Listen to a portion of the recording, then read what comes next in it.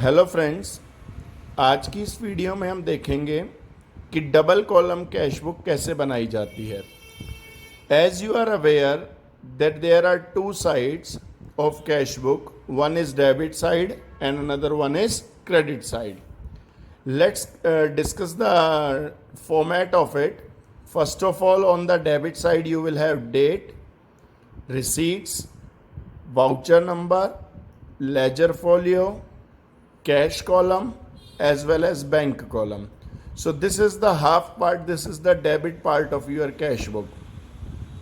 Exact same formats follows on the credit side. Date, but now receipts will be replaced by payments. Rest everything will remain the same. Voucher number, LF, cash as well as bank. So it's very obvious that whenever we are receiving the money will be recorded on the debit side, and whenever we are paying the money will be recorded on the credit side. Obviously, if the transaction is being made in cash, then amount will be written in cash column only. And if the transaction is done through banking mode, then definitely it will be recorded in bank column only. So now we shall discuss the few transactions, and obviously if you guys know the journal entries, then it will be very helpful for you to prepare the cash book. As the question says, 1st May 2016, there is cash in hand rupees 4,000 and bank overdraft rupees 3,000. On 1st May, that means on the beginning of the month, you will write the date in this manner. Year, that means 2016, month, May, and the day, first date. अब आपको दोस्तों balance given है, it is not a transaction. First दिन का balance given है कि we have so much cash in hand और हमारा बैंक अकाउंट ओवरड्राफ्ट में चल रहा था, यानी हमारा बैंक अकाउंट नेगेटिव चल रहा था. इसको कैसे रिकॉर्ड करें दोस्तों? कैश, आपकी जेब में रखा हुआ cash, definitely it is your assets, and we guys are aware that all assets have debit balance.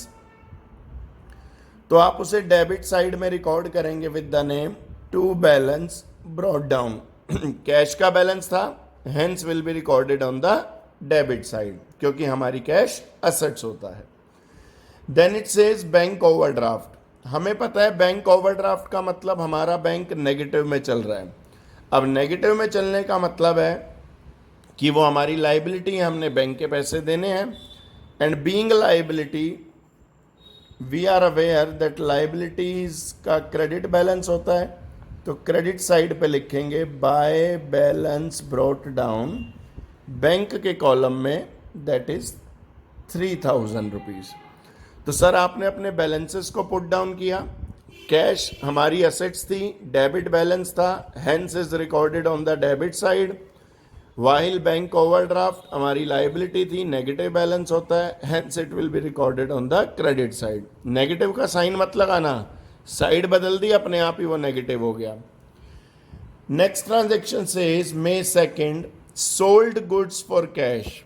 दोस्तों अब बड़े ध्यान से देखना है, आप डबल कॉलम कैश बुक बना रहे हो जिसमें कैश और बैंक के कॉलम है, तो हर ट्रांजेक्शन में आपको सिर्फ कैश और बैंक पे ही फोकस करना है. अगर कोई ऐसी ट्रांजैक्शन आती है जिसका इफेक्ट ना कैश पे पड़ रहा है ना बैंक पे, तो it will not be recorded in the cash book.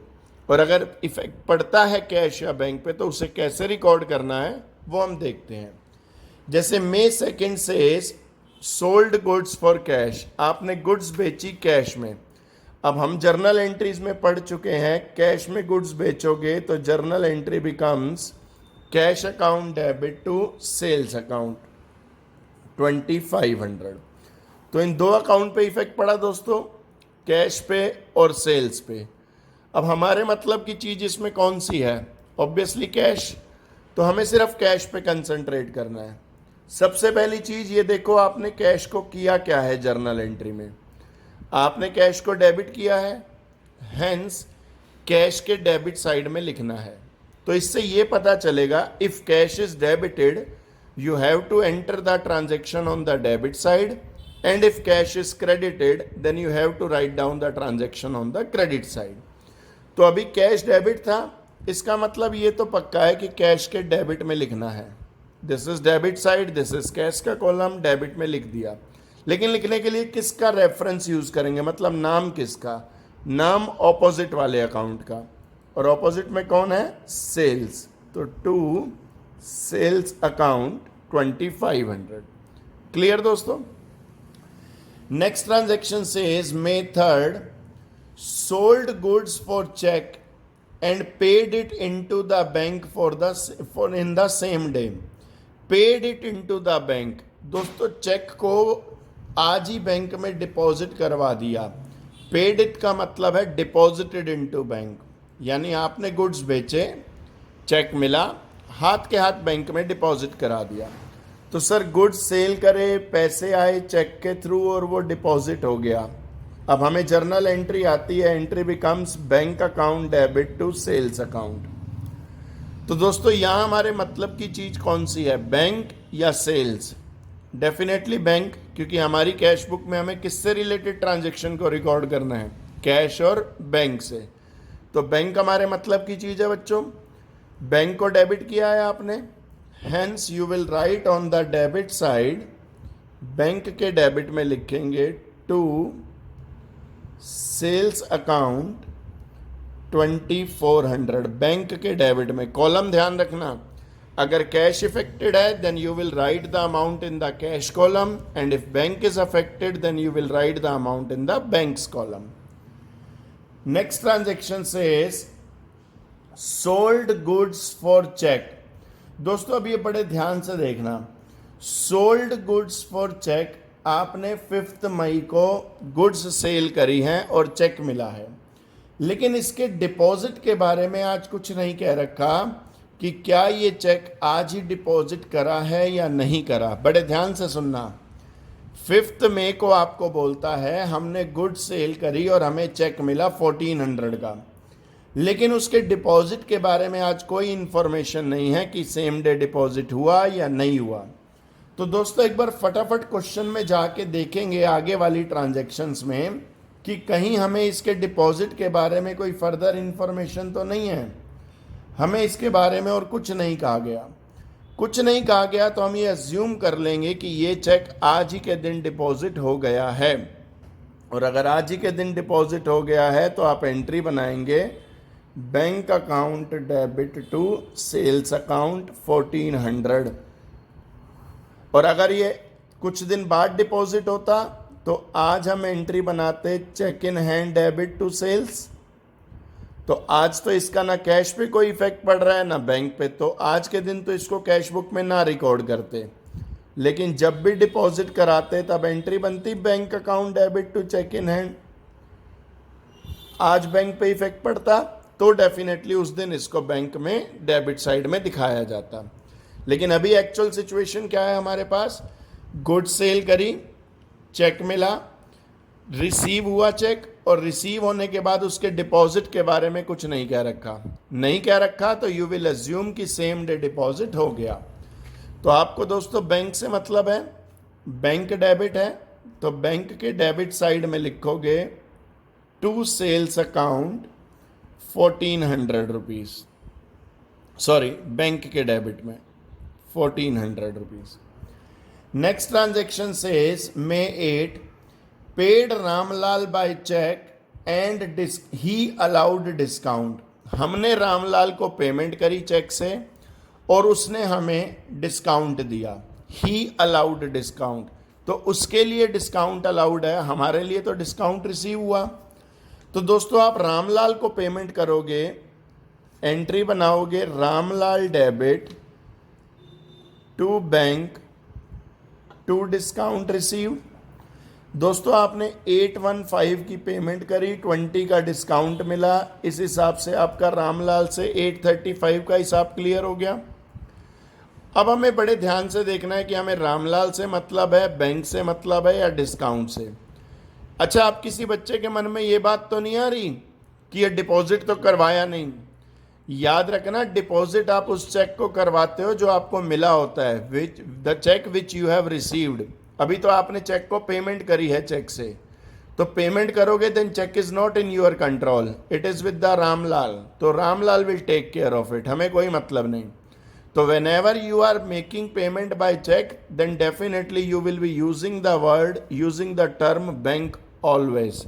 और अगर आपको मिल रहा है cheque then you have to see कि क्या वो सेम डे डिपॉजिट हुआ या नहीं हुआ, और डिपॉजिट हुआ तो उसके अकॉर्डिंग चलना है, नहीं हुआ तो उसके अकॉर्डिंग चलना है।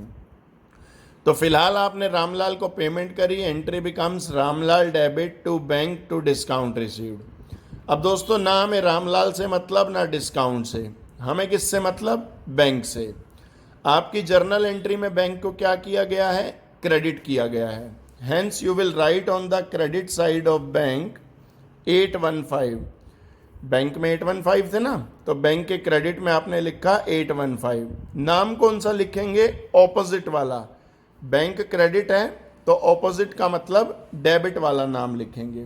डेबिट में कौन था दोस्तों हमारे पास, रामलाल जी, तो बाय रामलाल 815। अगर किसी बच्चे को जर्नल एंट्री नहीं भी आती है, वैसे तो आपको आनी चाहिए सभी को, उसका कोई ऑल्टरनेट है ही नहीं। और अगर जर्नल एंट्री नहीं आती है तो आप कैश बुक में ऐसे भी काम चला सकते हैं कि you can see the terms receipts payment. यही तो सिर्फ देखना है कि पैसे आ रहे हैं या जा रहे हैं। इफ पैसा is coming in, if money is coming in to the business, put it on the debit side, and if you are making any payment put it on the credit side. तो cash book में तो काम चल सकता है, but still accounts का अगर ABCD भी ढंग से सीखना है तो जर्नल एंट्री आपको बहुत बहुत और बहुत ज़्यादा अच्छे से आनी चाहिए। Next transaction says May 9th bought goods and paid for them by check। हमने गुड्स खरीदी, पेमेंट कर दी चेक से। अब हमें पता है गुड्स खरीदते हैं तो हमारी एंट्री होती है परचेजेस अकाउंट डेबिट। कैश में पेमेंट करते हो तो टू कैश, अभी हम चेक से पेमेंट कर रहे हैं तो टू बैंक 410। तो एंट्री बनी purchases account debit to bank. अब दोस्तों हमें परचेजेस से मतलब है या बैंक से, ऑब्वियसली बैंक से, बैंक को क्रेडिट किया है। Hence you will write on the credit side of bank account May 9th bye purchases account 410 rupees. Cash में कुछ नहीं है इसलिए यहाँ डैश लगाते जाओ ताकि आपको भी कंफ्यूजन ना हो। आगे चलिए दोस्तों, 10th May 10th बड़ी अच्छी ट्रांजैक्शन है, खाली गिवन है banked. Banked means money deposited into bank. खाली बैंक्ड वर्ड का मतलब होता है मनी डिपॉजिटेड इनटू बैंक। अब दोस्तों बैंक में पैसा जमा कराओगे तो एंट्री बनेगी bank account debit to cash account, यही एंट्री होती है। और आपको याद हो हमने इस एंट्री को कौन सी एंट्री बोलते हैं, कॉन्ट्रा एंट्री। जिस एंट्री में बैंक और कैश दोनों हों और दोनों ऑपोजिट साइड पे हों, याद रखना सेम साइड पे होंगे तो नहीं कहेंगे इसे कॉन्ट्रा एंट्री, दोनों हों और दोनों ऑपोजिट साइड पे हों then this entry is called contra entry. अब दोस्तों हमें बैंक से मतलब है या कैश से, ऑब्वियसली दोनों से। How to record this transaction, एक एक करके चलते हैं। पहले बैंक पे फोकस करो, यानी पहले डेबिट वाले पे फोकस करो। आपने बैंक को डेबिट करा 3100 से, तो बैंक के डेबिट साइड में लिखोगे 3100। नाम कौन सा, ऑपोजिट वाला। ऑपोजिट में कौन था, कैश, तो May 10th to cash account. And because it is contra entry तो वाउचर नंबर वाले कॉलम में ऐसे C लिख दिया करो ताकि ये रिप्रेजेंट करे कि ये कॉन्ट्रा एंट्री है। तो दोस्तों बैंक डेबिट था, आपने बैंक के डेबिट में लिख दिया। अभी कैश क्रेडिट है तो you will have to write it on the credit side of cash account 3100।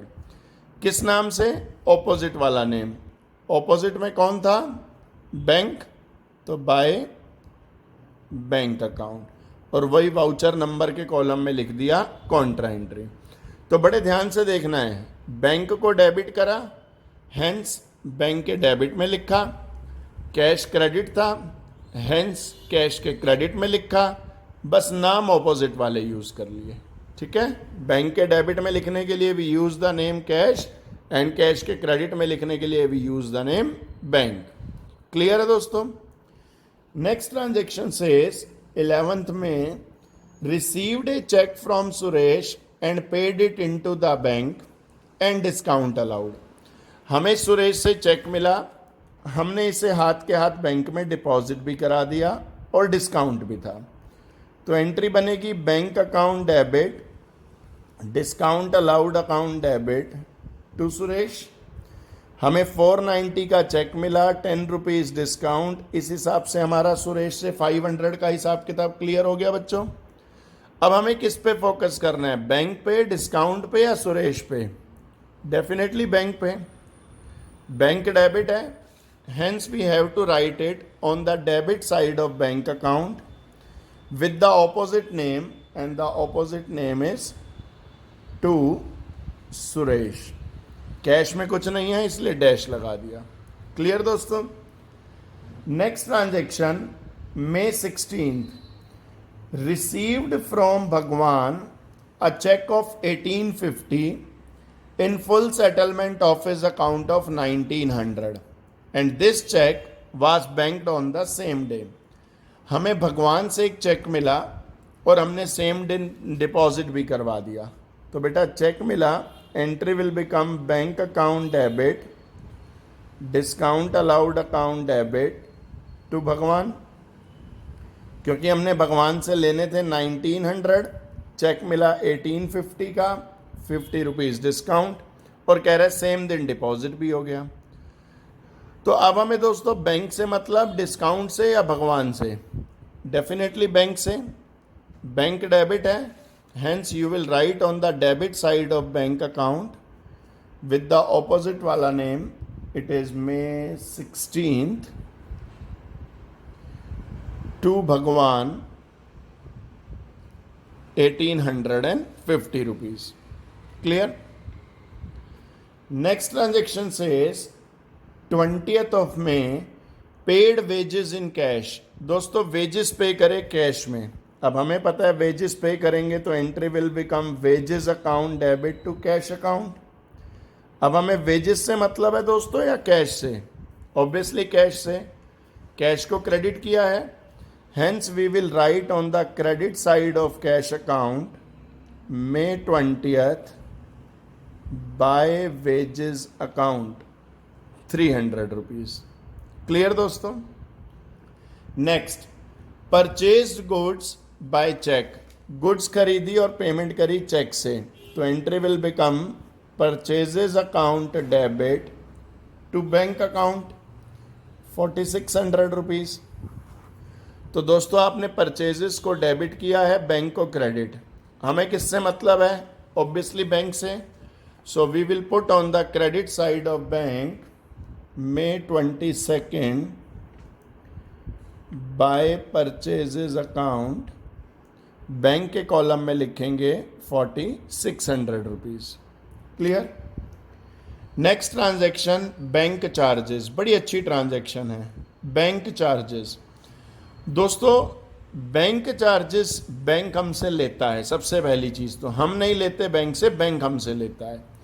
दूसरी बात, वो चार्जेस लेने के लिए बैंक हमारे घर नहीं आता, हमारे अकाउंट में से ही काट लेता है।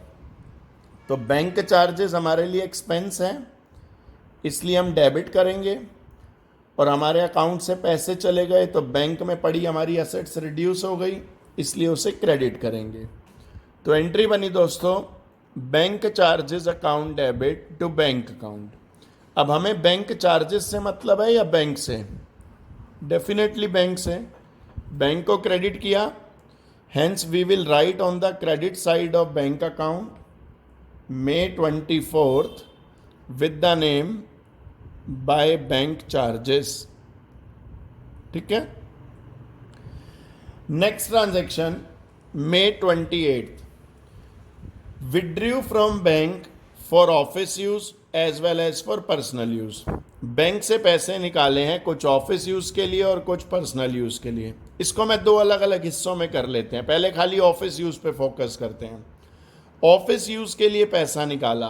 दोस्तों हमने जर्नल में पढ़ा था ऑफिस यूज़ के लिए बैंक से पैसे निकाले, इसका मतलब होता है कि बैंक से पैसे निकाल के दुकान पे ले आए, कि दुकान पे हमें पैसों की ज़रूरत थी। तो entry becomes cash account debit to bank account. Again इस एंट्री में कैश और बैंक दोनों आ गए, ऑपोजिट साइड्स पे हैं। It is called contra entry. अब इसको प्लेस कैसे करना है कैश बुक में, एक एक करके चलते हैं। पहले डेबिट वाले पे फोकस करो।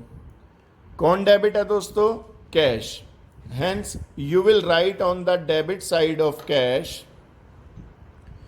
with the opposite वाला name, that is to bank account. और ये बात है May 28 की, and you will write the term contra. तो कैश डेबिट था, hence कैश के डेबिट में प्लेस कर लिया with the opposite वाला नेम टू बैंक। तो इसका काम तो हो गया।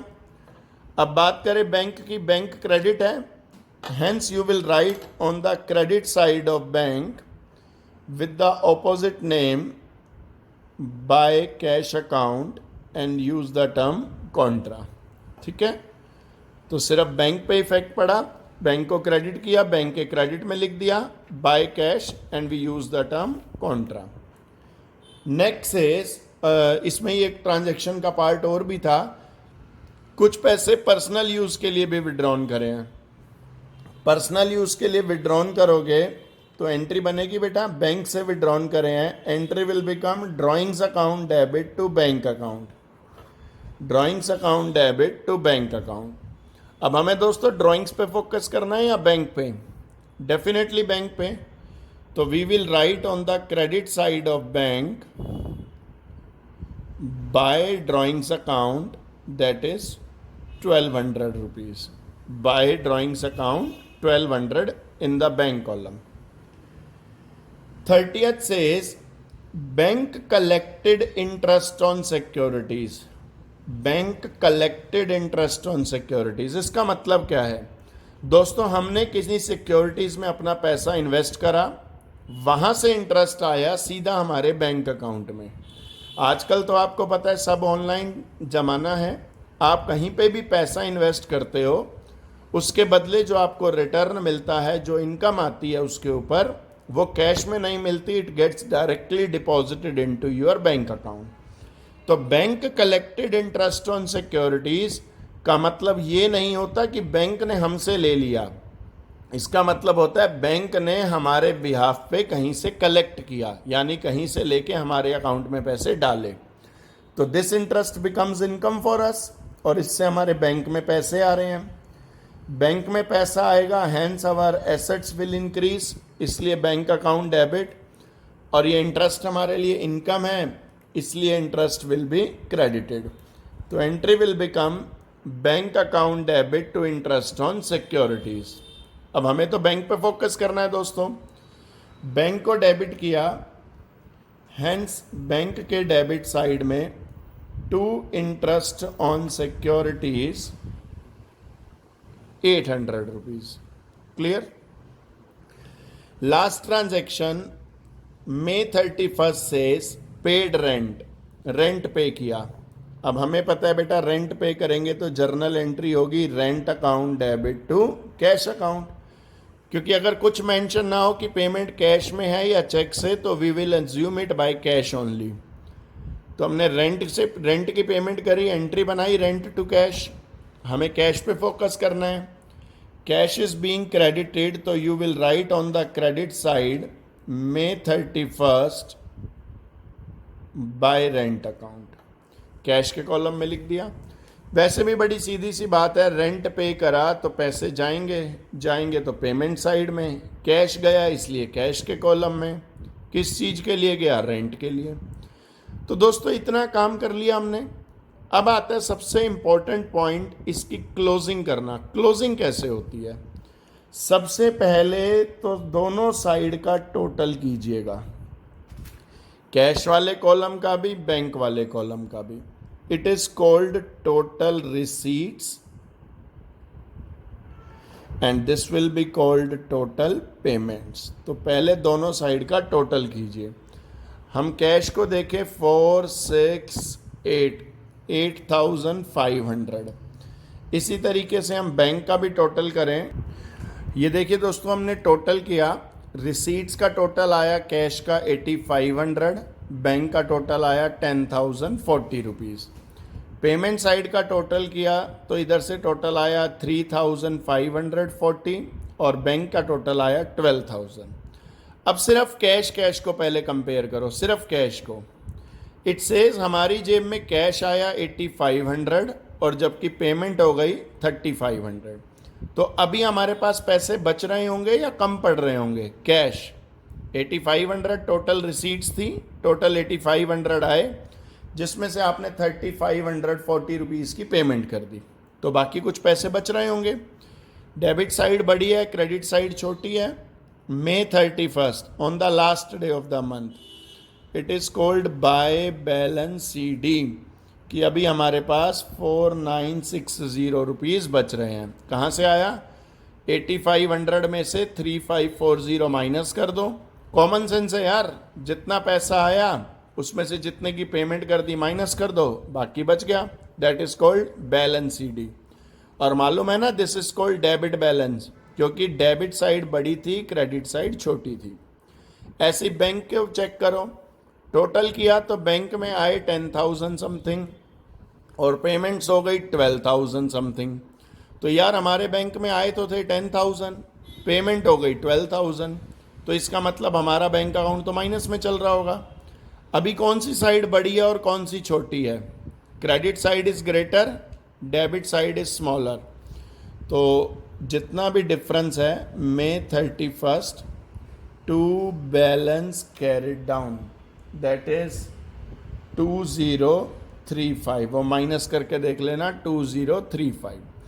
कैश में तो दोस्तों हमेशा ही डेबिट बड़ी आएगी, क्रेडिट छोटी आएगी, क्योंकि कैश तो कॉमन सेंस है ना, जितना जेब में कैश होगा मैक्सिमम उतनी पेमेंट करोगे, उससे ज़्यादा तो कर नहीं सकते। लेकिन बैंक में कैसे भी हो सकता है, your debit side can be greater as well as credit can be greater. अब इसका टोटल किया 8500 और इसका टोटल बन गया आपका 12,075। इसको टोटल किया 8500 12,075, ये दोनों तरफ के टोटल बराबर हो गए। नीचे 2 लाइन लगा देना, इसका मतलब यहाँ पे ये कंप्लीट हो गया। लेकिन एक अच्छा बच्चा क्या करेगा, अभी मई मंथ खत्म हुआ, ऑब्वियसली अगला मंथ जून स्टार्ट होगा, तो जून 1 का बैलेंस लिखाएगा। ये cash, it was debit balance, तो will write on the debit side to balance brought down 4960। Close करते समय you write the term carried down CD, और नेक्स्ट मंथ स्टार्ट करते समय you will write the term brought down. जैसे यहाँ किया था, प्रीवियस मंथ से ब्रोट डाउन होके 4000 आए थे, उसी तरीके से मई मंथ खत्म हुआ, अगले मंथ के लिए हमारे पास कितने पैसे स्टार्टिंग में पड़े हैं? 4960। जून के पहले दिन इतना कैश था। Bank it represents credit balance, क्योंकि क्रेडिट साइड बड़ी थी, तो जून 1 पे आओ, by balance brought down credit side में 2035, कि जून 1 को हमारा अकाउंट नेगेटिव चल रहा था और बीइंग नेगेटिव ओवरड्राफ्ट बैलेंस था 2035 रुपीज़ का।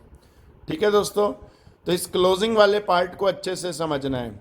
रिसीट्स का टोटल किया, पेमेंट्स का टोटल किया, चेक करना है, कैश और कैश को आपस में कंपेयर करना है, बैंक और बैंक को आपस में कंपेयर करना है, कितने पैसे आए कितने गए।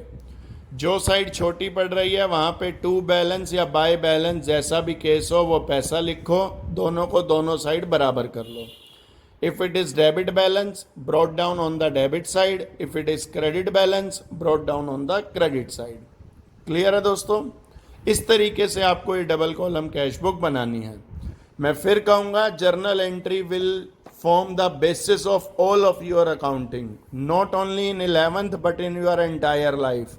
So make sure you prepare journal entry accurately and swiftly. Come time में और बिल्कुल सही तरीके से प्रिपेयर करनी है। अगर आपको जर्नल एंट्री नहीं आती तो रेस्ट एश्योर आपको अकाउंट्स कभी भी समझ में नहीं आएगा। क्लियर दोस्तों? देखिए इसको एक बारी। Thank you.